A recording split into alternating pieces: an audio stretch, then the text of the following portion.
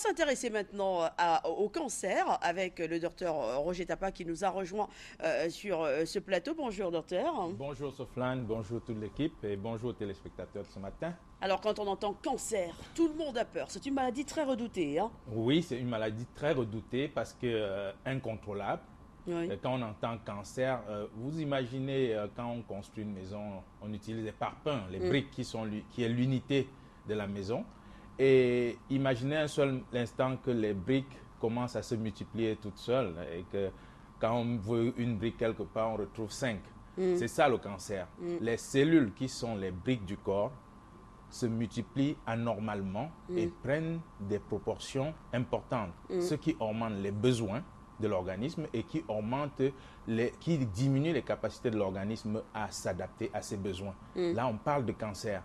Et c'est pour ça que généralement les cancers sont caractérisés par une augmentation de volume, dont l'organe qui est touché augmente de volume, mais ce n'est pas toujours le cas parce que quand le cancer se trouve dans le sang, il n'y a pas une augmentation de volume. Donc il y a des cas où on n'a pas une augmentation de volume de l'organe, mais on retient que quand la cellule qui est comme la brique du corps commence à se multiplier de façon anormale, on parle de cancer. Voilà. Et c'est dangereux, c'est redouté parce que ça augmente, ça multiplie les besoins de l'organisme par 10, 20, voire plus. Et en très peu de temps, le corps se désintègre. Oui. Alors très souvent dans nos régions, dans nos villages, on parle beaucoup de sorcellerie. Hein. C'est la perception que l'Africain avait du cancer, puisqu'on n'avait pas de diagnostic véritablement établi. Et aujourd'hui, quand on entend cancer, on a une folle envie de savoir quelles sont les causes de cette affection. Tout à fait. Les cancers se caractérisent par une augmentation de volume, comme je disais tantôt, et parfois à des endroits très inattendus. Et ce qui fait que dans les villages, on a une perception différente. Et puisque ça a la capacité de détruire rapidement l'organisme, les gens assimilent facilement à la sorcellerie, au poison et tout. Et c'est des conceptions très courantes chez nous qui étaient dans le temps liées à la rareté de ces maladies aussi, il faut le remarquer, parce que les cancers n'étaient pas très courants. Ça fait que quand il y avait apparition d'un cas, c'était du coup un événement inattendu, inespéré. On pouvait coller ça carrément à des choses extraordinaires telles que la sorcellerie. Donc aujourd'hui, avec la multiplication des cas de cancer, avec le développement d'un certain nombre de phénomènes, on arrive à comprendre que c'est bel et bien une maladie comme les autres et qu'il convient de prendre des dispositions pour essayer de les combattre. Est-ce qu'aujourd'hui, il est capable de déterminer, par exemple, si vous souffrez d'un cancer, je prends le cancer qui tue le plus de femmes, si vous souffrez d'un cancer du sein, est-ce qu'on peut dire exactement pour quelles raisons vous avez ce cancer du sein? Est-ce qu'on a les causes exactes? Voilà, les causes exactes, je dirais pas vrai. Les causes supposées, oui. Parce que quand on regarde le cancer, comme le cancer du sein, on peut attribuer aux hormones, c'est-à-dire qu'aux intoxications volontaires, comme on l'a dit une fois. Ça peut être les hormones, c'est-à-dire les prises des hormones pour une raison ou pour une autre. Les femmes savent pourquoi elles en prennent, combien elles en prennent. Et ça peut être des causes génétiques qui ne sont pas toujours des causes très courantes, mais ça peut être des causes génétiques. Il y a des cancers qui ont une tendance héréditaire, donc surtout par exemple le cancer du sein, mais c'est une très faible proportion qui a cette propriété d'être héréditaire. Et il y a des cancers qui sont liés aux médicaments. Oui. Il y a des cancers qui sont liés à la prise de substances chimiques. On parle par exemple dans ceux qui travaillent dans les industries de l'asbestos. Il y a des cancers qui sont liés aux intoxications, comme la cigarette par exemple, qui cause l'un des cancers les plus meurtriers du monde, le cancer du poumon. Oui. Il y a des cancers qui sont liés aux autres substances chimiques que nous consommons quotidiennement. Ces derniers temps, on ne cesse de viser le chlore qu'on utilise pour stériliser l'eau. Et c'est pour ça qu'on demande, dans la mesure du possible, si on peut trouver une alternative, ce serait la bienvenue. Oui. Donc il y a ces intoxications progressives qui conduisent très souvent au cancer. Et évidemment, il y a des causes inconnues. Il y a des cancers qui surviennent de rien et qu'on ne sait pas trop. On ne peut pas toujours expliquer. Hein? Voilà, alors, il y a certains qui estiment que le cancer est dans notre assiette. Qu'est-ce que vous direz à ces personnes? Exact. Vous vous rendez compte qu'avec aujourd'hui, pas seulement dans notre assiette, dans nos bouteilles aussi, on en parlera dans la prise en charge tout à l'heure, vous vous rendez compte que ce qu'on mange, c'est ce qui nous fait. Et on va expliquer dans la prise en charge tout à l'heure. L'alcool, comme on venait de le dire tantôt, c'est un des facteurs prédisposants pour les cancers. Le tabac, c'est un des facteurs prédisposants. Dans la ration alimentaire aujourd'hui, on mange de plus en plus des produits manufacturés, des produits importés qui sont faits, conservés à base de certains produits chimiques qui ne sont pas innocents pour la cellule. Voilà. Donc, il y a cette évolution dans le mode alimentaire qui fait qu'aujourd'hui, une bonne part de ce que nous souffrons, dont nous souffrons, peut être attribué à ce que nous mangeons. Et évidemment, on ne reviendra jamais là-dessus assez. On a des progrès scientifiques qui montrent qu'en faisant justement attention à notre assiette et à d'autres facteurs, c'est plus efficace que utiliser, par exemple, la chimiothérapie ou la radiation pour traiter le cancer. Voilà, parlons justement des traitements. Est-ce que les choses ont un tout petit peu évolué? Est-ce qu'on reste dans la chimio avec toutes les conséquences qu'on sait? Les choses ont beaucoup évolué, beaucoup évolué en matière de prise en charge de cancer. Aujourd'hui, on sait par exemple que la cellule, quand vous prenez on sait par exemple que l'alcool, avec le cancer du sein, c'est 15% des cancers du sein sont attribués à la consommation de l'alcool. Ça, ce n'était pas connu avant. Maintenant, on le sait avec certitude, les études scientifiques récentes le prouvent, 15% des cancers du sein sont liés à la consommation de l'alcool. Ça veut dire que rien qu'en évitant l'alcool, on peut réduire le cancer du sein de 15%. Ça, c'est un progrès scientifique terrible. Et vous voyez, sur tout autre plan, la cellule humaine se nourrit. Quand on parle de nourrir, il y a les graisses, il y a les protéines, il y a les sucres et tout ça qui nourrit la cellule. On est content de prendre du sucre tout le temps, mais on n'imagine pas ce que le sucre peut faire dans l'organisme. Tout à fait. Aujourd'hui, il y a des études qui ont établi que rien qu'en enlevant le sucre du régime d'un cancéreux, on peut réussir à soigner, sinon guérir son cancer, comme on le dit. Et ça, c'est des médecins qui ont expérimenté. Je vais vous dire, ça c'est le paradoxe, c'est les médecins qui ont expérimenté ces méthodes. Et ceci s'explique parce que nos cellules normales utilisent le sucre. Quand il n'y a pas le sucre dans l'organisme, les cellules utilisent la graisse. Ils utilisent l'énergie qui vient des corps cétoniques due à la graisse.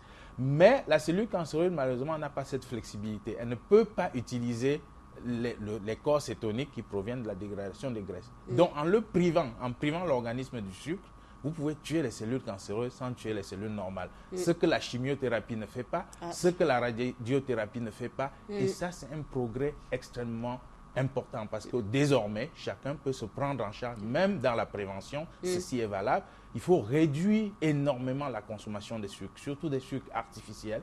Et donc, ça prévient, non seulement ça prévient, mais ça va beaucoup aider les malades à récupérer. D'accord. Et bon, vous avez parlé justement de ce volet prévention. Je voulais qu'on en arrive là. Voilà. Faire attention. Il faut faire attention à ce qu'on mange. À ce qu'on mange, à ce qu'on boit. Il faut faire très attention à ce qu'on boit. Il faut réduire l'alcool. Il faut arrêter la cigarette. Il faut faire des exercices. Le mode de vie revient en gros dans cette prévention. Le style de vie, on n'en parlera jamais assez. Nous sommes ce que nous vivons. Il faut que les gens comprennent que ce n'est pas la peine d'attendre que la maladie commence pour aller au parcours Vita ou bien pour aller chercher de l'aide. Il faut commencer longtemps avant que la maladie n'arrive. Mais il n'est jamais trop tard. Donc voilà, il n'est jamais trop tard, mais il vaut mieux anticiper. Vous savez, la vie, il faut jouir de la vie, il ne faut pas subir la vie. Donc, en fait, il faut intégrer ces habitudes qui vous permettent de jouir de la vie. C'est l'exercice physique, c'est quelque chose. Une fois qu'on a enlevé la partie contraignante, ça devient très intéressant. Et aujourd'hui, ça a progressé aussi. Il y a beaucoup de progrès dans le sport. C'est devenu un jeu, on s'amuse, mais on peut perdre autant qu'on veut, on peut se sentir autant bien qu'on veut. On le fait chaque matin. Moi, je le fais chaque matin, je peux le dire. Et ça, c'est très enjoyable. On essaye de faire comme vous. Voilà. D'ailleurs, vous êtes docteur du bien-être. Comment voilà. ça se dit en anglais?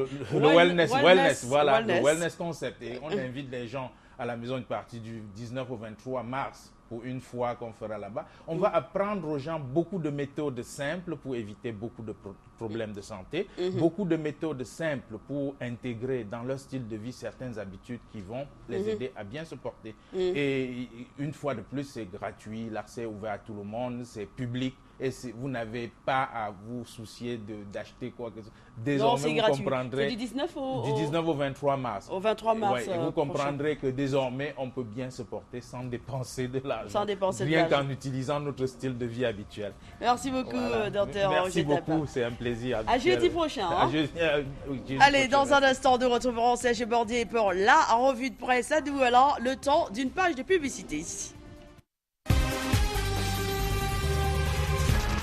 C'est vrai qu'elle est très très chère, hein, une robe de mariée. Et des fois, on se dit, oulala, j'ai dépensé autant d'argent pour une seule journée. Non, il faut que je fasse quelque chose. À côté donc de ceux-là qui vont mettre leur robe en location ou bien garder pour leur fille pour plus tard. Eh bien, il y a certaines personnes qui estiment qu'on peut relooker la robe, on peut remodeler et donc faire un autre modèle pour d'autres sorties, un petit cortail, pourquoi pas un gala, un autre gala de mariage. Maintenant, c'est à vous de voir ce que vous voulez faire avec votre robe de mariée. Pour bon nombre d'entre nous, le stress, c'est un concept fourre-tout qui désigne un vague malaise. Donc, nous parlons tous de stress, mais nous ne connaissons pas forcément la signification. Il y a de cela quelques années même, quand vous disiez « je suis stressé », ah, clair, les choses des blancs. Ça nous faisait trop bien rigoler. Ce matin, nous recevons Dr Tapin qui a décidé de s'intéresser au stress. Bonjour, Dr Tapin. Bonjour Soflane, bonjour toute l'équipe et bonjour aux téléspectateurs de ce matin. Où on va s'intéresser au stress, un thème très courant mais très peu compris par les gens. Et ce qui va nous intéresser ici, c'est de dire aux gens de façon simple, parce que la définition du stress jusqu'à aujourd'hui reste très complexe, mais de façon simple, il faut comprendre que chaque fois que l'équilibre du corps peut être rompu, que ce soit physique ou psychique, on peut parler du stress. Donc, tous les facteurs qui peuvent influencer l'équilibre du corps sont des causes de stress. Et le stress, c'est quoi en fait? C'est la réponse que l'organisme apporte aux différentes agressions. C'est-à-dire quand l'organisme est agressé, il adresse à ça une certaine réponse et c'est ça qu'on appelle le stress. Cette réponse peut aller d'une simple réponse à une réponse très forte, comme on parle de panique, ainsi de suite. Donc, et il faut faire la différence entre le stress, qui est un phénomène qui peut produire l'anxiété, et l'anxiété qui est l'émotion, parce que les gens confondent souvent l'anxiété et le stress. L'anxiété peut être produite par le stress. Et donc, si on s'intéresse à la définition du stress comme étant la réponse de l'organisme au stress, on s'intéresse également à qu'est-ce qui peut causer le stress. Justement, j'allais en arriver là, Voilà. parler des causes du stress, mais déjà, j'ai une fois envie de savoir s'il y a un bon stress et un mauvais stress. Exactement. Le stress, il y a des bons stress. Par exemple, au moment où on parle de stress, les gens qui lisent peuvent le lire, c'est un stress positif, mais c'est dans un pourcentage de cas très rare, où le stress vous permet d'accomplir des choses, peut-être permet à l'organisme de se défendre, ou sans trop rompre l'équilibre, c'est-à-dire que par réflexe, vous pouvez freiner votre voiture quand vous vous trouvez en situation difficile, sans que ça vous cause une perturbation sérieuse. Ça, c'est un cas de stress positif. Mais dans la plupart des cas, quand cette réponse est exagérée, le stress devient négatif. Donc, le même stress peut passer du stade positif au stade négatif quand c'est exagéré. D'accord. Voilà. Et parlons justement des causes du stress. Quelles sont donc justement ces causes-là? Qu'est-ce qui peut me pousser à être stressé? Voilà. Les causes peuvent être groupées en deux groupes. Il y a les causes internes qui sont liées à vous et les causes externes qui sont liées à l'environnement. Les causes internes qui sont liées à vous sont étroitement liées à votre comportement. Je prends des exemples simples pour permettre aux gens de comprendre. Quand vous quittez en retard le matin pour aller au travail, vous avez déjà créé une source de stress de la maison. Quand vous n'êtes pas préparé, habillé convenablement pour aller au travail, vous avez déjà créé une source de stress parce que ça va vous rompre votre équilibre psychique, que vous le voulez ou pas. Quand vous ne pouvez pas collaborer aisément avec vos collègues dès que vous arrivez au lieu de service, c'est déjà une source de stress qui va durer toute la journée. Donc, le mode de vie ici revient chaque fois. C'est une cause de stress que les gens ignorent très souvent, mais qui est très, très, très, très sérieuse. Une autre cause de stress, c'est l'état de l'organisme lui-même. Quand vous pouvez être déshydraté constamment, c'est-à-dire vous passez la nuit déshydraté, vous levez le matin presque déshydraté, vous vous mettez en journée, c'est une cause de stress parce que l'organisme n'est pas préparé à subir les agressions qu'il aura. Les autres causes de stress qui sont toujours environnementales, ça peut être des causes relationnelles, ça peut être des causes familiales, ça peut être des causes financières. Vous êtes en difficulté financière, vous êtes stressé. Vous êtes en difficulté relationnelle, vous êtes stressé. Vous êtes en difficulté avec la famille, vous êtes stressé. Vous pouvez être en difficulté pour une raison ou pour une autre au lieu de service, vous êtes stressé. Donc, les causes de stress sont multiples. Et il y a une autre cause qui est passive. Quand vous dormez et que dans la nuit, il fait très chaud ou très froid, vous réagissez spontanément en vous couvrant ou en enlevant la couverture, c'est une situation de stress de l'organisme. Donc, cette situation de stress soit réglée parfois par la sueur qui vient rabaisser la température à 37, ou alors vous vous mettez à grelotter pour réchauffer un peu le corps qui est en train de descendre en dessous de 37. Donc, il y a toutes ces causes de stress qui nous montrent à la fin que le stress est difficile d'être évité. Oui, donc on ne peut pas éviter le stress. Voilà. Parce que justement, j'avais une fois envie de savoir, est-ce qu'on peut éviter le stress? Donnez-nous des pistes, mais si vous nous dites d'emblée qu'on ne peut pas l'éviter... On ne peut pas éviter le stress, on peut plutôt savoir gérer le stress, pour ainsi dire, pour que les gens comprennent. Gérer le stress, c'est préparer le corps à recevoir ces agressions, parce que c'est le corps qui est l'élément central dans le stress. Si vous êtes faible déjà physiquement ou moralement quand le stress arrive, il est évident que votre réponse sera plus mal appropriée par rapport à celle d'un organisme qui est préparé et qui est solide. Comment préparer le corps? On revient au basic. La grande partie de votre corps, c'est l'eau. Il faut tenir compte dans l'entretien du corps. Ça, c'est très important et c'est le message capital ici. Il faut que les gens comprennent que sans dépenser, ils font beaucoup en buvant de l'eau à longueur de journée pour prendre soin du corps. On l'a déjà expliqué plusieurs fois. Donc, il faut boire de l'eau, il faut veiller à sa nutrition. Pas nécessairement de façon classique, mais au moins faites attention à ce que vous mangez. Il faut éviter toutes les situations d'intoxication possibles. L'alcool en excès, comme les gens le font souvent en longueur de journée. Le tabac, c'est des situations qui stressent. Et il faut, dans la mesure du possible, aujourd'hui, les appareils électroniques, c'est une cause de stress. Les gens ne le savent peut-être pas. Le téléphone portable, les ordinateurs, ça cause, c'est des éléments étrangers dont l'organisme est obligé de s'adapter à tout moment. Donc, c'est des éléments de stress qu'il faut de plus en plus, on ne peut pas éviter. Vous êtes obligé de travailler avec, vous êtes obligé de fonctionner avec. Donc, on revient ici à préparer le corps sérieusement, à interférer avec ces éléments. L'exercice physique, c'est un élément important dans la préparation pour la prévention et même pour se débarrasser d'un certain nombre de stress. L'exercice physique qui est douloureux toujours, les gens parlent du temps, des conditions, machin. Une fois de plus, on les invite à revenir sur les sports de base. La marche, c'est le plus simple, même pour ceux qui ont la douleur. 20 minutes à 30 minutes de marche, ça ne tue personne. Le problème, c'est une discipline personnelle. Et puis ceux qui peuvent, aujourd'hui, il y a des danses sportives que vous pouvez faire dans votre chambre avant de sortir, que vous pouvez faire à la fin du service avant de rentrer. Et là, on invite les employeurs à comprendre que dans un grand lieu de service, on peut avoir une salle de sport où les employés peuvent faire leur sport avant de rentrer à la maison, tomber dans le tourbillon familial et autres. Voilà, donc voilà les éléments qu'on peut utiliser. Et maintenant, le relationnel. Soignez votre relationnel, que ce soit avec les membres de la famille ou... Vous n'êtes pas parfait, personne d'autre ne l'est. Donc, il faut collaborer avec des gens sur des bases très simples. Oui. Alors, docteur Taba, j'ai une fois envie de savoir, vous stressez des fois? Il m'arrive de stresser. Et très, très bien. La différence, c'est que tel que je le prends, je ne suis pas sûr que beaucoup le prennent de cette manière. Il faut relativiser. En fait, il ne faut pas se stresser. Il faut savoir réagir face au stress. Ça peut durer quelque temps, mais il faut se ressaisir. C'est ça qui est important. Est-ce qu'on a Est-ce qu'on a des séquelles physiques dues au stress? Est-ce qu'aujourd'hui on a des séquelles physiques dues au stress. Les séquelles physiques et même organiques. L'ulcère gastrique, le mal d'estomac, l'hypertension artérielle, les dépressions, c'est dû au stress. Certaines pathologies cardiovasculaires qui s'aggravent, c'est dû au stress. Il faut que les gens comprennent que ça a des répercussions graves. Parce que là, on a parlé du volet physique du stress, mais il y a le volet chimique. Le volet des hormones qui, pendant que vous êtes stressé physiquement, dans l'organisme, il y a des choses qui se passent. Ce n'est pas seulement sans conséquences. Donc, il faut que les gens prennent en compte la gravité du stress. 75% des maladies cardiovasculaires sont attribués au stress. Et ça, c'est des statistiques, les gens peuvent le vérifier. Donc on peut comprendre qu'un chef d'entreprise qui vient de louper un énorme contrat s'écroule. Et c'est vrai, on peut comprendre. Et vous voyez, vous prenez un pays comme les États-Unis, 60 à 80% des cas d'accidents de travail sont liés au stress.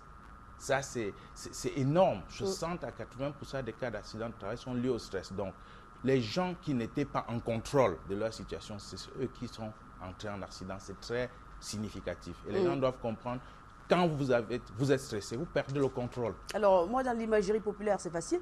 Des personnes qui disent « j'ai les nerfs ». Bon, tout le monde a les Voilà, nerfs. tout le monde a les nerfs en passant.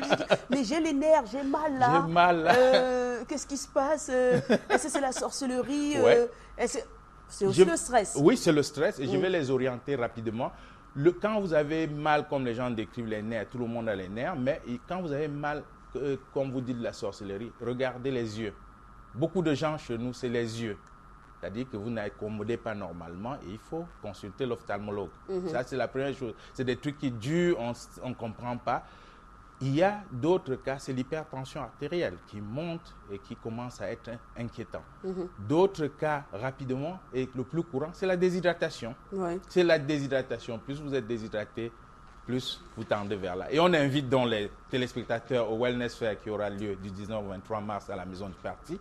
Et au fitness, on a le fitness, Zumba Fitness au Vita Club Parcours Vita. Oui. Pardon, le samedi et le dimanche à partir de 6 heures. Tout le monde peut venir s'amuser là-bas. Tout est gratuit. Donc, voilà. Voilà. Merci beaucoup, Dr Roger Tafar, d'être passé ce matin nous parler de stress. Je stresse, tu stresses, tout le monde stresse, fort heureusement. Mais vous l'aurez compris ce matin, avec quelques pistes, en suivant quelques pistes, eh bien, on peut venir à bout ou bien mieux gérer ce stress-là. Dans un instant, la revue de presse. À tout de suite. Ah là là, vivre avec l'enfant de l'autre, ce n'est véritablement pas une chose aisée. Hein. Il faut beaucoup de temps pour construire une relation entre un enfant et sa belle-mère, parce que dans l'imaginaire de l'enfant, on peut se dire ah ben c'est à cause de cette femme que ma mère n'est pas là, ou bien il peut même se dire à cet enfant que eh bien la femme présente va prendre ma place dans le cœur de mon père. Et j'ai pu vous assurer que dans ces conditions-là, c'est pas du tout évident de conjuguer avec. Donc il faut que la belle-mère puisse faire les premiers pas, qu'elle puisse essayer d'être très très objective entre le traitement qu'elle donne à cet enfant et à ses propres enfants, et voilà, prier pourquoi pas le ciel pour que tout se passe magnifiquement bien. Mais vous l'aurez compris, ce n'est pas une chose facile de ce facile, et pourtant au quotidien on connaît pas mal de familles recomposées. Bouger, c'est bon pour la santé. Non seulement l'activité physique prévient certaines maladies, mais elle en ralentit aussi l'évolution. Et donc ce matin, le docteur Roger Tafar nous explique ici l'importance de l'activité physique et même de la régularité de cet exercice physique. Bonjour docteur. Bonjour Soflane et bonjour aux téléspectateurs ce matin. Très heureuse. Très heureuse de vous retrouver sur le plateau. Enchanté, merci. De Canal Matin. Vous êtes toujours en train de boire de l'eau toujours. Et de faire du sport. Absolument. Et voilà, on a eu folle envie d'en savoir un tout petit peu plus sur l'activité physique. C'est vrai qu'il y a pas mal d'études qui ont été menées et qui prouvent que l'activité physique a une importance ô combien cruciale sur la santé. Absolument, absolument. L'activité physique, on ne le démontrera pas assez, a un impact très sérieux sur l'état de santé. En fait, il convient ici de relever l'activité physique qui vous remet en santé et l'activité physique qui vous fait plaisir, contrairement à ce que beaucoup peuvent penser. L'activité physique est bénéfique s'il est fait sur des bases très régulières.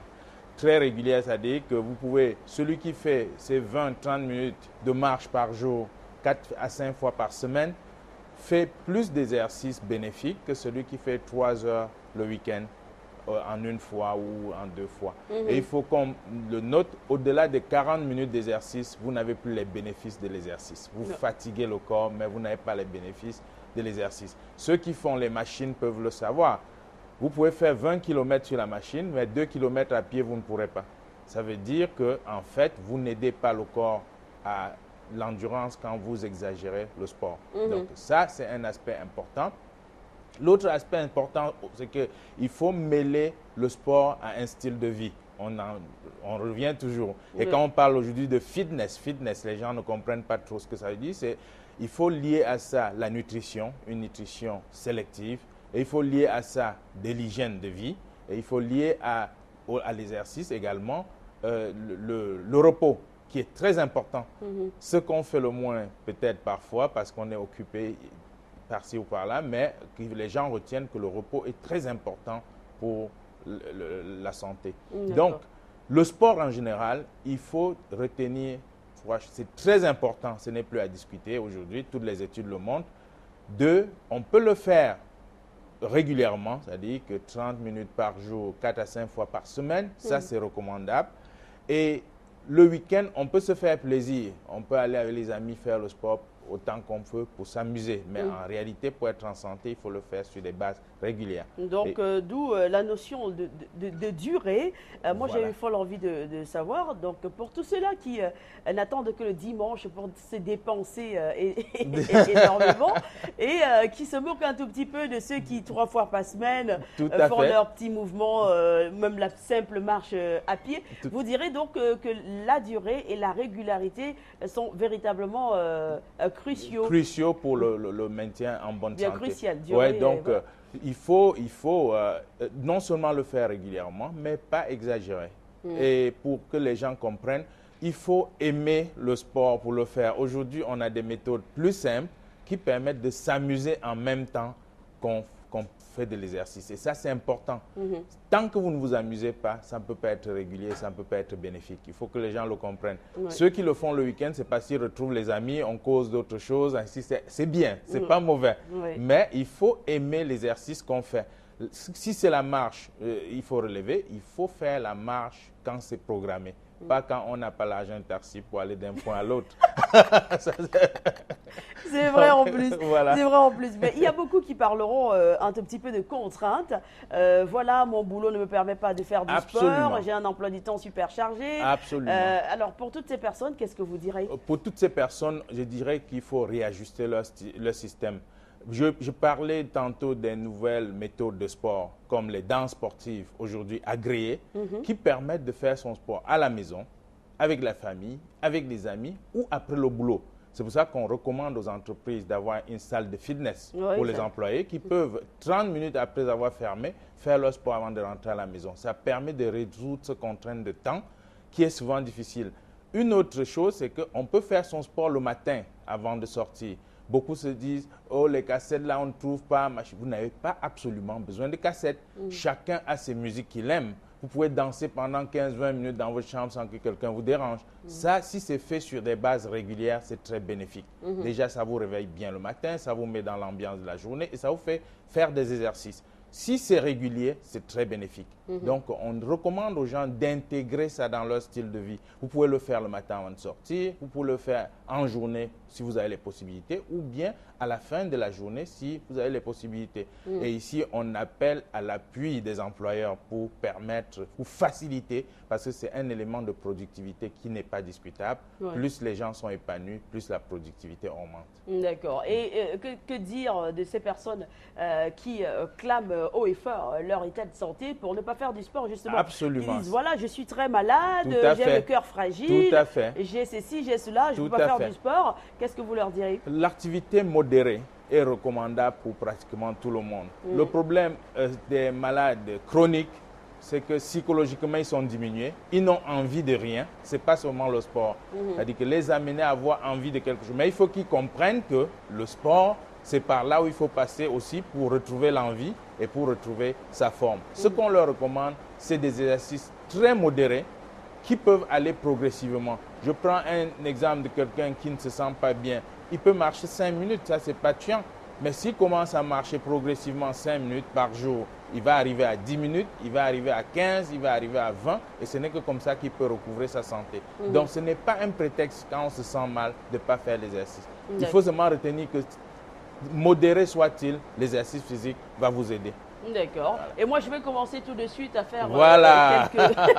quelques exercices. Exact. Je ne sais pas si du côté de la réalisation, on peut Voilà. envoyer une petite Tout, musique. voilà, tout à Que je fait. fasse quelques exercices. Franchement, il faut que je me mette au sport. Et Absolument. qu'est-ce qui peut me motiver? Il y a des fois, on dit, je ne suis pas motivé, je n'ai rien qui me Tout motive. à fait. J'ai envie de le faire, mais franchement. Voilà, Alors, tout à fait. comment est-ce qu'on peut s'auto-motiver? Vous savez, parfois on perd de vue de soi, on perd de vue soi-même dans tout ce qu'on fait. Il faut se remettre au centre des préoccupations. Se dire à un moment donné, je mérite mieux que ça. Je mérite mieux que ce que je suis. Je peux faire mieux que ça et je vaux mieux que ça. Parce que si vous ne vous valorisez pas, personne ne va le faire. Et n'attendez pas que les autres vous valorisez-vous. Ça, c'est ce qu'on recommande. C'est-à-dire que si vous vous valorisez, ça veut dire que vous mettez au centre des préoccupations. Vous commencez à regarder à quoi vous ressemblez, comment vous vous sentez, comment vous couchez, comment vous vous réveillez. Là, vous vous soignez pour être ce que vous voulez être.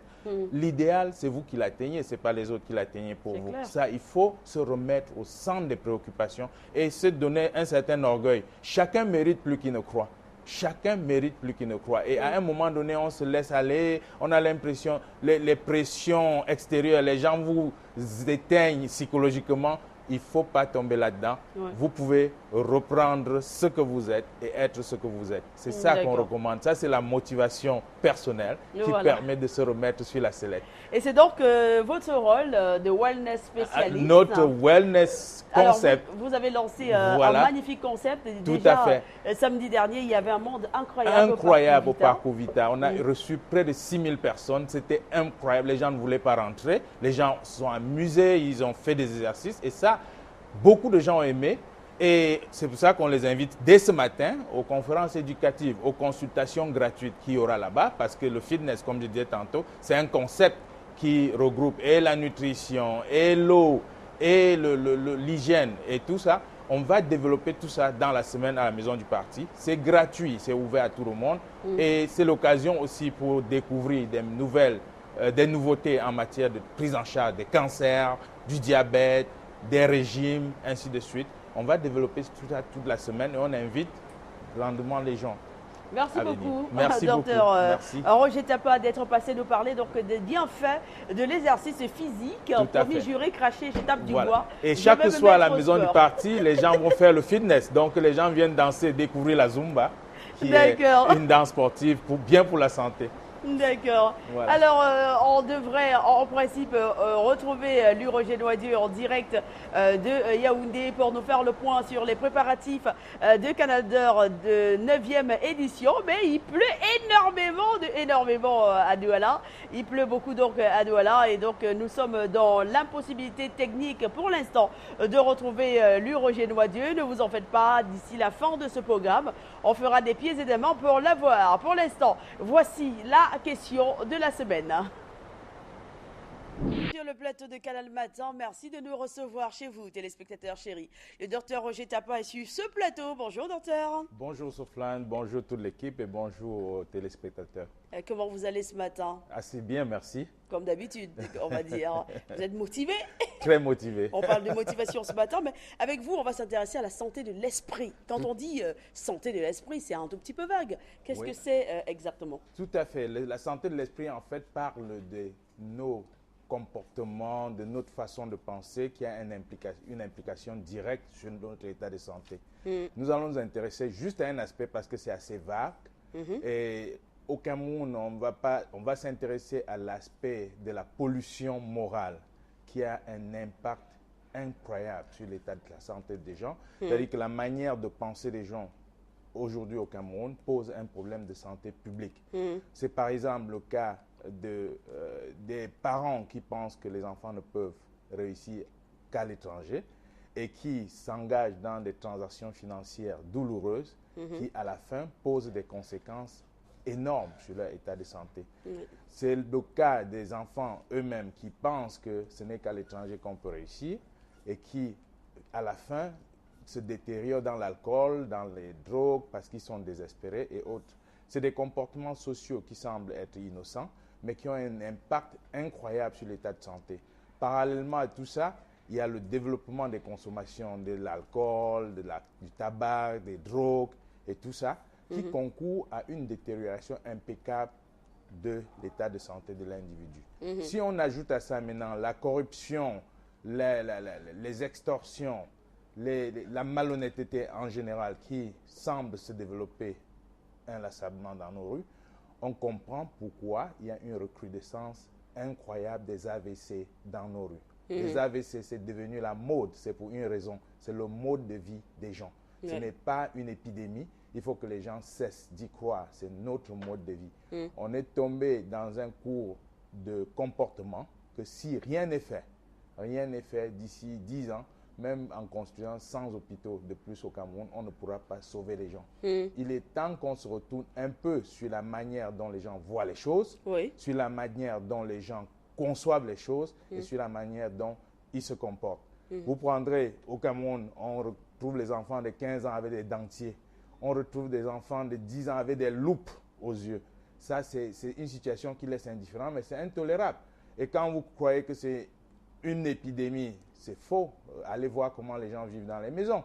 On a les télévisions dans les chambres pour les enfants, les PlayStation.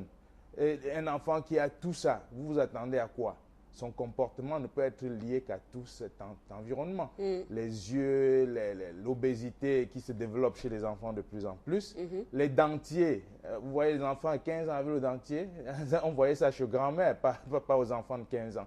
C'est les comportements sociaux. Les parents pensent désormais que pour mettre l'enfant à l'aise, il faut bourrer de nourriture, de friandises, bourré de gadgets. Alors que c'est des choses à éviter. Et à éviter, qui entraînent des répercussions sur l'état de santé des enfants. Donc ça, c'est des petits exemples, en fait, qui permettent de comprendre jusqu'où l'ampleur du phénomène a pris. Donc il est plus qu'important de faire attention à son état d'esprit et à sa manière de penser. Exact. L'état d'esprit et la manière de penser, c'est une prévention incroyable en matière d'état de santé. Et les gens semblent ne pas le réaliser. Quand nous nous comportons d'une certaine manière, il y a des répercussions graves sur notre état de santé. Par exemple, on va parler aujourd'hui de l'hypertension qui se développe à tous les coups. Allez dans les restaurants voir comment les gens mangent. On prépare déjà avec du sel, avec du cube, mais allez voir comment l'arôme magie, c'est la mode. C'est tout le monde qui ajoute un peu, qui en rajoute un peu, la moutarde, les mayonnaises à la nourriture. Ces habitudes font des intoxications volontaires qui ne sont pas innocentes sur votre état de santé. Ça développe l'hypertension qui est devenue très très courant chez les jeunes, quelque chose qui était rare avant chez les jeunes. Il faut qu'on comprenne. C'est vrai, on observe dans nos rues une volonté manifeste des gens de se lancer à l'exercice physique aujourd'hui. Il faut quand même qu'on relève que c'est la régularité dans l'exercice physique qui est bénéfique, qui est bénéfique pour l'organisme. Alors, comment est-ce qu'on peut entretenir son état d'esprit, être super optimiste quand on a comme l'impression qu'on ne verra jamais le bout du tunnel, quand on a plein de soucis? Est-ce qu'il y a une méthode, est-ce qu'il y a une façon aujourd'hui d'entretenir son état d'esprit, de faire attention à cette santé de l'esprit? Tout à fait. Faire attention à la santé de l'esprit, c'est développer l'esprit vers des choses plausibles. On commence par les enfants.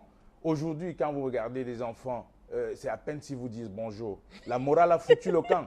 La morale a foutu. C'est par là que commence l'ambiance à la maison. Les parents ne font plus leur travail. Je suis désolé, parents, mais on doit le dire, quelqu'un doit le décrire. Comme on dit en anglais, it's a dirty job, somebody gotta do it. Je vais le faire. Ce n'est pas bon. Les enfants, il faut commencer par les rendre enthousiastes, leur redonner cette courtoisie.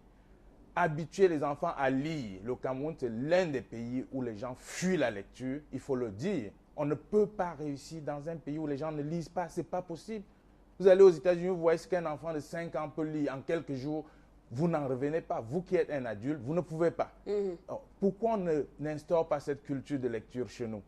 Pourquoi les parents ne font plus les comptes aux enfants? Ils ont remplacé les heures de compte par le bar, les circuits et autres. Il faut qu'on le dise. Ça, c'est par là qu'il faut passer. On commence chez les enfants, on évolue vers les adultes. Triste réalité. Voilà, une triste réalité. Vous arrivez à la douane avec les livres. On vous taxe les livres.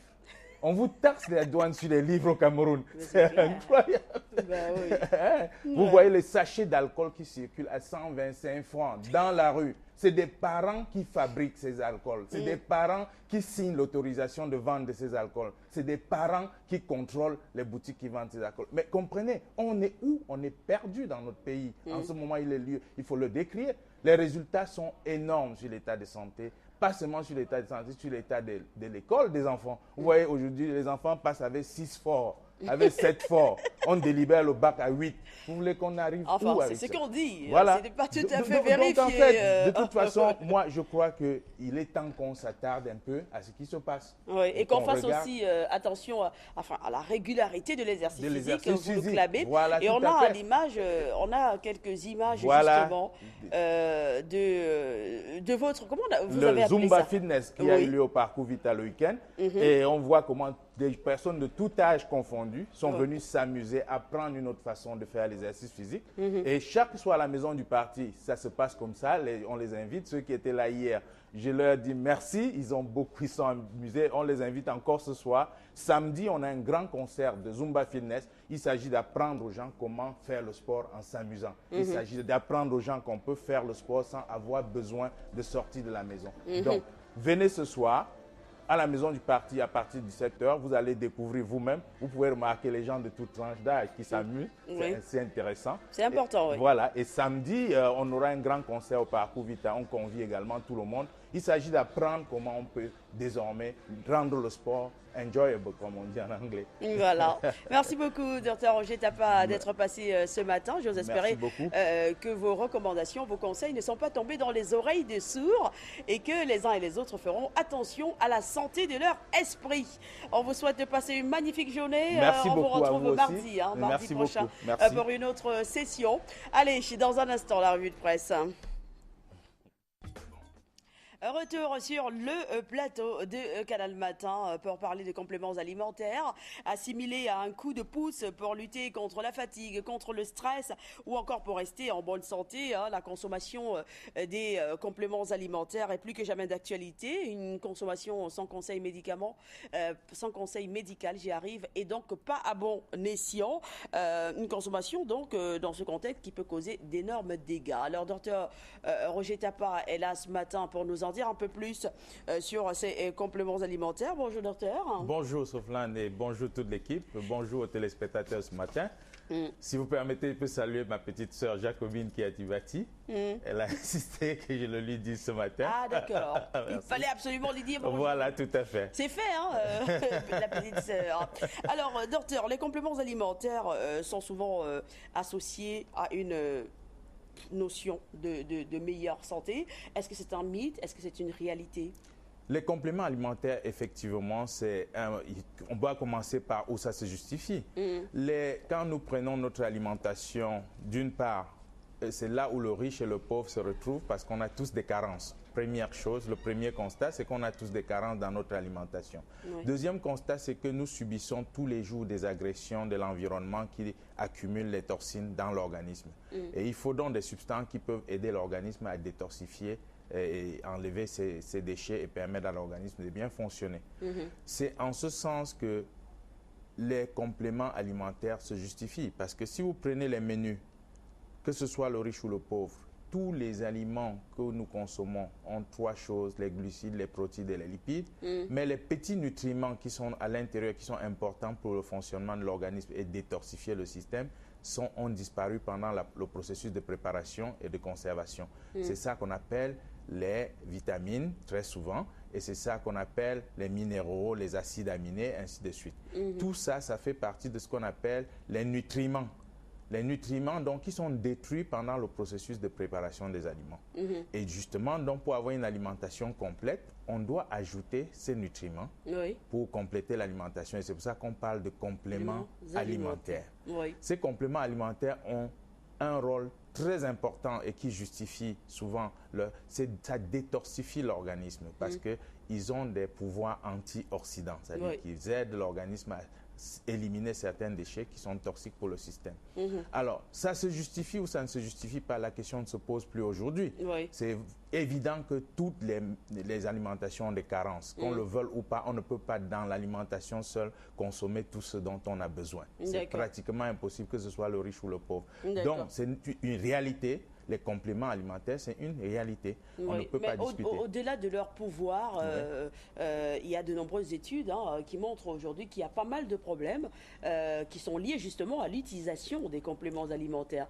Et dans ce cas-là, qu'est-ce qu'on peut dire spécifiquement? Parce que dans notre point de vue, c'est magnifique pour la santé. D'un autre côté, c'est super dangereux. Alors, des fois, on ne sait pas trop sur quelle balance se positionner. Qu'est-ce que vous pourrez dire? Tout à fait. Disons que les compléments alimentaires dangereux, c'est s'ils sont utilisés sans contrôle. Il y a des vitamines qui ont été mises en cause qui, au-delà d'un certain seuil, comme la vitamine E, deviennent plutôt toxiques. Il y a certaines autres substances qui deviennent toxiques quand on les consomme de façon anormale. Disons plutôt qu'il faut faire attention à la qualité des compléments alimentaires dont on consomme. Si la qualité est contrôlée avec les dosages normaux, puisqu'ils obéissent à une dose journalière recommandée, ça ne pose pas de danger pour la santé. Ce que posent les compléments alimentaires, c'est beaucoup plus des problèmes de confort. Vous voyez, il y a une panoplie de compléments, le calcium, magnésium, zinc, vitamine D, A, C. Ça fait que vous pouvez vous retrouver avec 15-20 comprimés à prendre par jour. C'est trop pour un individu juste en termes de compléments. Personne ne peut faire ça. C'est ça la première contrainte. La deuxième contrainte, c'est le coût associé. Quand vous avez 20 comprimés à prendre par jour, le coût associé est assez lourd pour les compléments alimentaires. Troisième contrainte, en fait, on dit qu'il faut 3 à 6 mois pour avoir les effets. Personne n'est là pour attendre 3 à 6 mois pour avoir les effets d'un produit qu'il prend. Donc aujourd'hui, et on va parler dans le choix tout à l'heure, il faut regarder le confort de l'individu, le coût ou l'accessibilité financière et l'efficacité même de ces compléments dans le Est-ce que vous pensez un tout petit peu comme moi qu'il est important que les pouvoirs publics regardent, soient très très regardants concernant les compléments alimentaires? Parce qu'aujourd'hui, dans toutes les boutiques du quartier, dans toutes les bishops, on trouve des compléments alimentaires et les uns et les autres en consomment sans savoir si ça répond aux normes ou pas. Est-ce que vous pensez que c'est un marché qu'on devrait on devrait se retourner, il est temps même d'ailleurs qu'on se retourne vers les compléments et qu'on regarde la qualité des compléments qui est servie sur nos marchés. Je prends un exemple, aux États-Unis, c'est contrôlé. On a au moins plus de 50% des compléments qui ne répondent pas toujours aux normes. À plus forte raison au Cameroun, où ce n'est pas contrôlé. Donc il est temps que les pouvoirs publics mettent un œil particulier à cela. Et les compléments, aujourd'hui, les critères de choix vont sans dire, il faut contrôler la qualité. La compagnie qui fabrique, est-ce qu'elle répond aux normes standards de fabrication? Il ne faut pas seulement dire que ça vient des États-Unis, ça vient de la Chine, ça vient d'ici. Il faut regarder la compagnie qui fabrique. Deuxième chose, regardez les normes standards que la compagnie observe. Quand on dit que ça contient ceci, est-ce que ça répond, ça a été prouvé? Est-ce que c'est vrai? Et la troisième chose, donc, regardez l'accessibilité financière. Ça a beau être le meilleur complément du monde, quand ça coûte 200 000 par mois, c'est pas à la portée du Camerounais moyen. C'est vrai.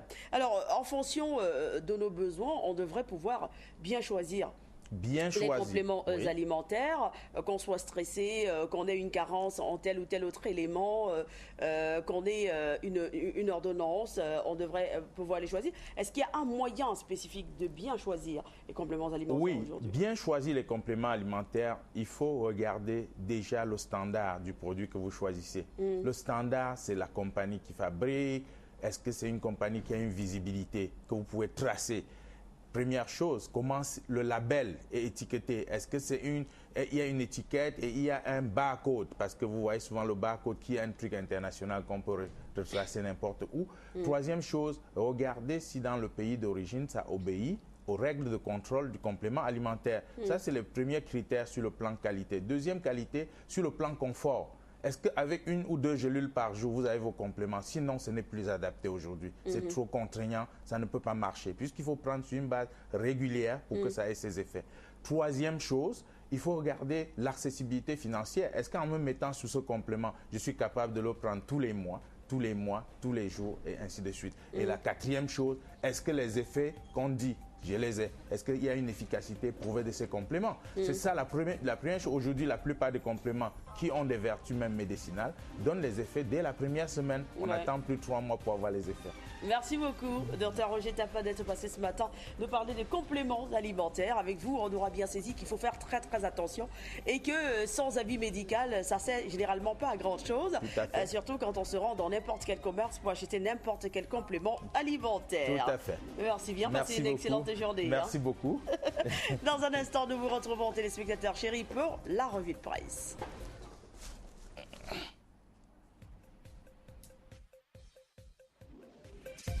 Sur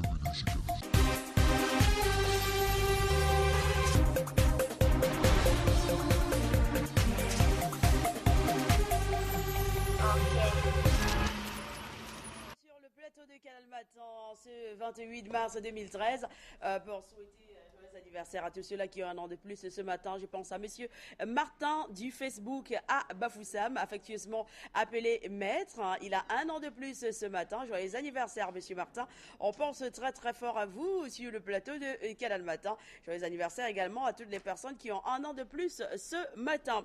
Lui, Roger Noisieux, sera sur le plateau dans quelques minutes, disons plutôt après la revue de la presse, pour nous faire le point complet donc sur cette 9e édition des Canals d'Or.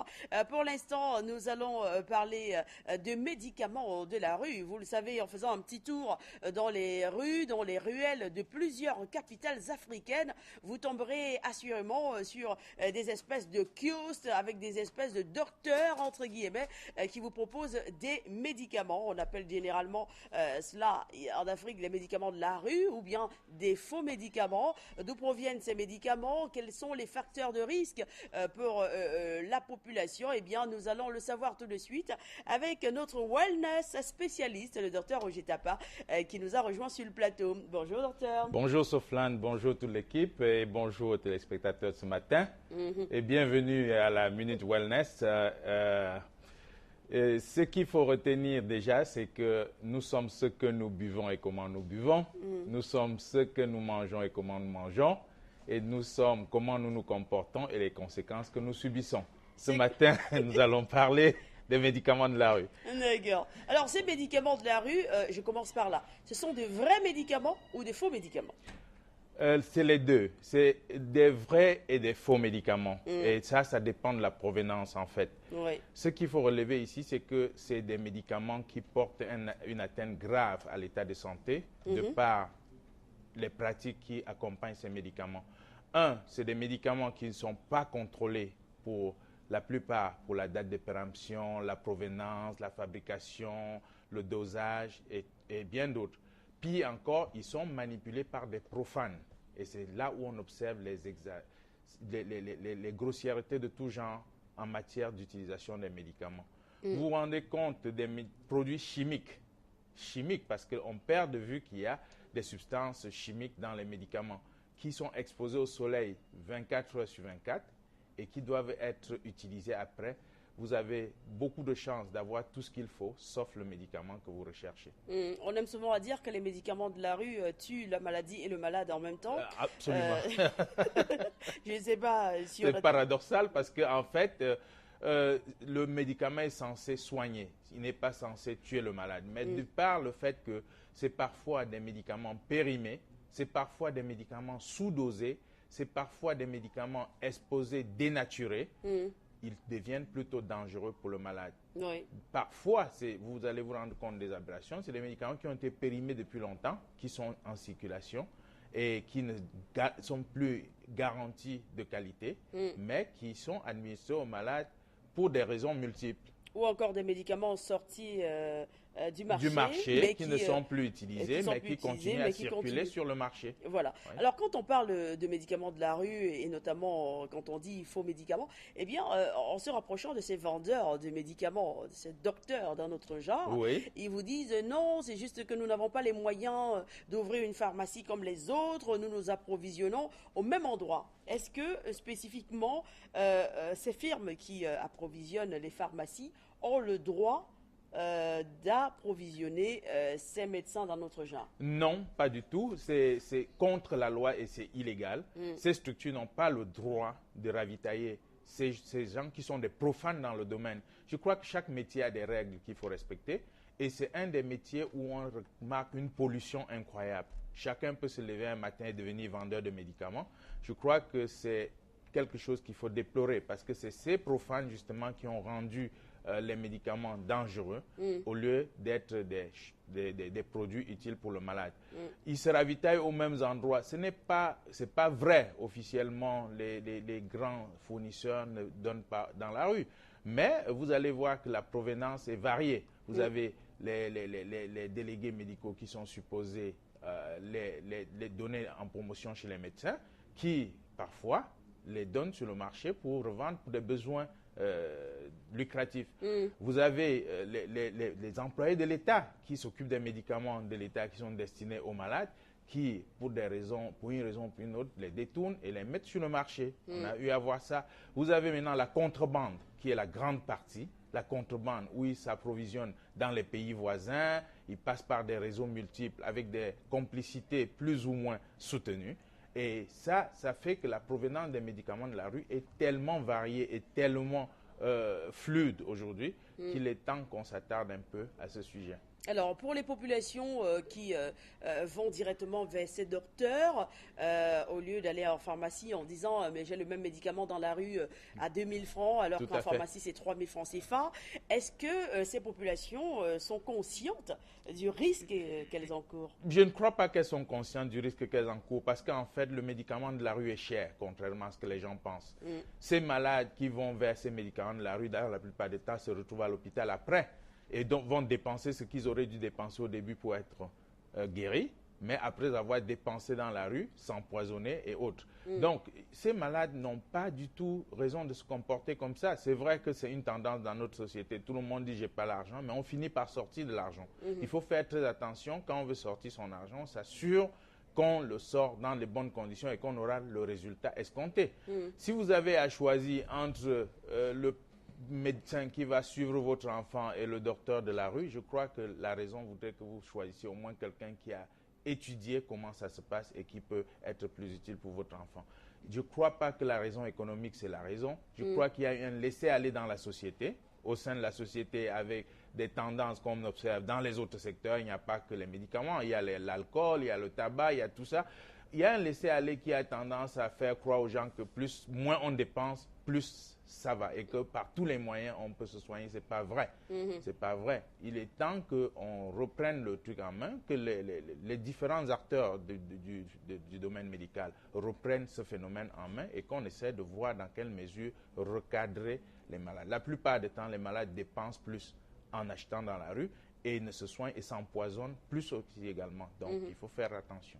Alors, qu'est-ce que vous direz peut-être à ceux qui estiment qu'aujourd'hui, vu la conjoncture économique, on ne saurait ne pas faire avec ces médicaments de la rue, mais qu'on devrait plutôt mener des actions pour interdire à ces vendeurs de prescrire, parce que le plus important c'est ça aussi, c'est parce que des fois on se sent pas bien, on vient dire oui docteur j'ai mal à la tête, j'ai ci, j'ai ça, et ils vous disent non, prenez ça, prenez ça, prenez ça.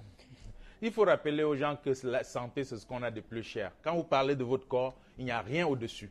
Rien au-dessus. Donc, quand vous prenez la responsabilité d'aller vers un profane pour prendre les avis quand vous êtes malade, vous prenez le risque que pour ce que vous avez de plus cher avec quelqu'un qui n'est pas qualifié. Il faut faire très attention. Je crois qu'il faut se retourner une fois de plus vers les personnes qualifiées quand on a un problème de santé. Pour les questions de prix, il y a eu des efforts. Le gouvernement, par exemple, en mettant les génériques dans les hôpitaux, avait résolu en partie ce problème. Et je crois que ceux qui ont ce souci vraiment peuvent se réfugier dans les hôpitaux pour demander des avis. On n'a pas de raison d'aller sur le marché pour chercher des médicaments. Ce n'est pas justifiable. D'accord. Alors vous, en tant que wellness spécialiste, vous vous occupez de notre bien-être. Tout à fait. Vous nous dites que même si éventuellement ce médicament provient des grandes firmes pharmaceutiques, vous nous dites que du fait de ce que c'est exposé aux intempéries, au soleil et puis à l'humidité, vous nous dites que ce n'est plus bon pour notre santé. Tout à fait, parce que c'est des produits qui ont des températures contrôlées. C'est pas parce qu'on ne met pas au réfrigérateur. Beaucoup croient qu'on contrôle la température quand c'est au réfrigérateur. Non, c'est faux. Ces produits doivent être conservés à une certaine température pour ne pas se détériorer. C'est des substances chimiques pour la plupart et il faut faire très attention quant à leur conservation. C'est pour ça qu'ils ont une date de péremption. Parce qu'après une certaine date, on ne répond plus des effets que ces produits peuvent poser. Donc, même la température, c'est un facteur important. Quand vous prenez un produit qui a séjourné au soleil pendant 24 heures, ce n'est plus le même produit. C'est des produits chimiques. Il y a des réactions qui s'y passent. Et dans le wellness concept, en fait, ici intervient et très souvent, si vous regardez la plupart des médicaments qu'on consomme beaucoup, c'est les médicaments contre la douleur, contre la fièvre. Parce que c'est ça qui nous pousse rapidement à aller consulter. Pourquoi on a souvent la douleur, pourquoi on a souvent la fièvre, c'est la question qu'il faut se poser. Et c'est là où le wellness concept intervient. Si vous prenez soin du corps, logiquement, vous devez avoir moins d'occasions pour chercher urgemment les médicaments. Vous devez avoir des problèmes sérieux qui vous poussent peut-être vers un médecin qui peuvent prendre du temps pour que vous le rencontrez, mais vous n'aurez pas des urgences à prendre. La plupart du temps, les gens achètent les médicaments aux gars qui se baladent. Pourquoi? Pour le mal de tête. J'ai très mal à la tête depuis le matin. C'est pourquoi ils n'ont pas bu de l'eau. Ils n'ont pas bu de l'eau qui est à leur portée. Donc, voilà des petites solutions. Ou bien, ils ont trop réfléchi. Voilà. Je prends mon cas. C'est-à-dire qu'on a trop réfléchi et des fois, on réfléchit même sur des futilités, sur des choses qui ne sont même pas super importantes. Et voilà, on se fait du mal sans le savoir. On déclenche des crises d'estomac aiguës parce qu'on a réfléchi à un petit souci, parce qu'on s'est énervé. Absolument. Par le sentiment ça, c'est vrai. Et c'est pour ça qu'il faut relativiser. Les problèmes que vous ne pouvez pas résoudre, vous ne pouvez pas résoudre. Il faut faire attention. Merci beaucoup, Dr Roger Tapa, d'être passé sur le plateau ce matin. La semaine prochaine, vous serez là? Ou la semaine prochaine, Dieu voulant, je serai là. D'accord. Vous serez en compagnie de Jason Black. Voilà. Dans un instant, la revue de presse. Tout ici sur le plateau de Canal Matin pour vous dire merci de votre fidélité. Et je crois que c'est le bleu qui a gagné, le pâté qui était en bleu. Je pense que c'est lui parce que le gars en noir, il a vite levé la main alors que c'est le bleu qui... Bon, c'est discutable. Il est 7h18, heure locale. On retrouve le docteur Roger Tapa. Aujourd'hui, on s'intéresse à une gangrène que l'on retrouve le plus souvent chez la femme. Il s'agit justement du cancer du sein. Voilà, on en parle avec le docteur Roger Tapa. Bonjour, docteur. Bonjour, Jason. Bonjour toute l'équipe et bonjour aux téléspectateurs ce matin. C'est avec plaisir que nous revenons sur des sujets assez poignants comme le cancer du sein. Et je voudrais profiter pour remercier tous les téléspectateurs qui prennent la peine de nous faire le feedback par rapport à ce qu'ils ont essayé et comment ça a marché, de nous faire le feedback par rapport aux émissions et comment ils apprécient. Et ça nous aide à aller de l'avant et à comprendre qu'on n'est pas en train de se tromper. Parlant du cancer du sein, on revient à un sujet qui est connu. Le cancer du sein, comme tous les autres cancers, c'est un développement anormal des cellules au niveau du sein. C'est-à-dire les cellules se mettent à se multiplier de façon anormale, augmentent donc le volume, créent des besoins supplémentaires et entraînent la dénutrition et tout ce que ça peut comporter pour l'organisme. Ce qui nous interpelle ce matin et qui est intéressant en matière de cancer du sein, c'est les aspects particuliers qui ont suivi le développement de cette maladie au sein de la communauté. Aujourd'hui, il y a des études. Mais déjà, comment est-ce qu'on arrive à développer le cancer du sein? Comment on arrive justement le développement du cancer du sein, il y a beaucoup de causes, mais l'une des principales causes, c'est l'accumulation des toxines au niveau du sein lui-même. C'est-à-dire l'accumulation des déchets qui devaient être éliminés. Vous voyez, le corps a 3 types de tuyaux pour éliminer les déchets. Les vaisseaux sanguins, la veine et l'artère, comme les gens connaissent, qui fonctionnent dans le même sens pour éliminer les déchets. Mais il y a d'autres vaisseaux qu'on ne parle pas trop. C'est les vaisseaux lymphatiques, comme on les appelle. Les vaisseaux lymphatiques. Et la lymphe, c'est donc ce liquide qui draine les toxines hors de l'organisme. Vous savez, chez la femme, il y a une particularité, c'est que le port des soutiens-gorge, des soutiens-gorge entraîne des contraintes physiques qui peuvent interférer avec le drainage lymphatique. Donc, cela peut favoriser. Le soutien-gorge, on n'en dira jamais assez parce que malheureusement, à ce niveau, il y a une confusion entre l'esthétique et la santé. Et c'est parfois difficile de faire comprendre aux femmes qu'il y a une interaction réelle entre le port du soutien-gorge et le cancer du sein. Les études ont montré 3 femmes sur 4 qui ont le cancer du sein sont celles qui portent régulièrement le soutien-gorge. Et ça ne trompe pas. Ça ne trompe pas. Donc, ce on va voir ça dans l'aspect prévention tout à l'heure. Oui. Le soutien-gorge a un rôle très prépondérant dans la survenue des cancers du sein. Les autres causes, elles existent. Ça peut être des causes hormonales, ça peut être des causes toxiques. Toxique, ici, on parle surtout de l'alcool. L'alcool, il faut retenir 15%, je dis bien 15% des cancers du sein sont liés à la consommation de l'alcool. Ça, il ne faut pas spéculer. C'est-à-dire que les femmes sont vraiment consommatrices Voilà. d'alcool. Et aujourd'hui, quand vous regardez comment même... les femmes consomment de l'alcool chez nous, c'est évident que la recrudescence des cancers du sein, ce n'est pas seulement dû au progrès technologique comme les gens prétendent, c'est dû aussi aux habitudes des femmes dans la communauté. Vous vous rendez compte, c'est rare de plus en plus de voir des femmes qui boivent de l'eau. C'est rare de voir des femmes qui peuvent prendre un jus à la place de la bière ou bien des alcools à degrés divers. Et quand on remonte dans notre société toujours, vous verrez qu'avant, nos parents, nos mamans, c'était les consommatrices de Top Grenadine imposées par le père. Quand le père envoyait acheter la bière, il citait les goûts et il disait prenez Top Grenadine pour la mère. Ça, c'était avant.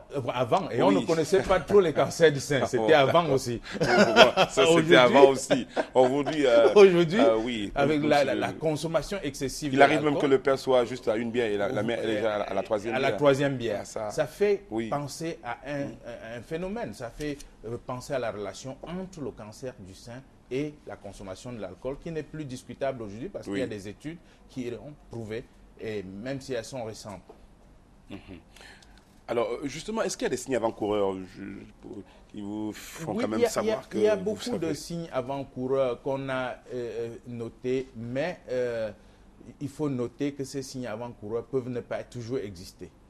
Ou alors peuvent ne pas être visibles. Visibles, parce qu'on a dit, écoutez, quand vous palpez le sein, et vous trouvez un nodule au niveau du sein, il devient suspect. Ou bien un nodule dans le sein qui donne la peau d'orange, c'est suspect. C'est bien, mais ce n'est pas toujours le cas.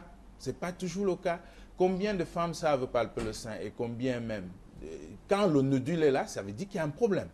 Il ne s'agit pas d'attendre un signe avant-coureur pour se réveiller. Le cancer du sein, on sait qu'il est là, il plane. Justement, est-ce que lorsqu'on sent une boule dans son sein pour une femme, est-ce que déjà c'est un signe qui peut laisser penser C'est un grand signe qui peut laisser penser si la boule est unilatérale. Il faut faire encore la différence à ce niveau. Parce qu'une boule qui est bilatérale, les femmes confondent souvent des glandes. Bon, bilatéral, unilatéral, il faut qu'on l'explique. C'est-à-dire que de deux côtés. Voilà, si vous avez la même boule dans les deux seins, ça ne pose pas un problème particulier.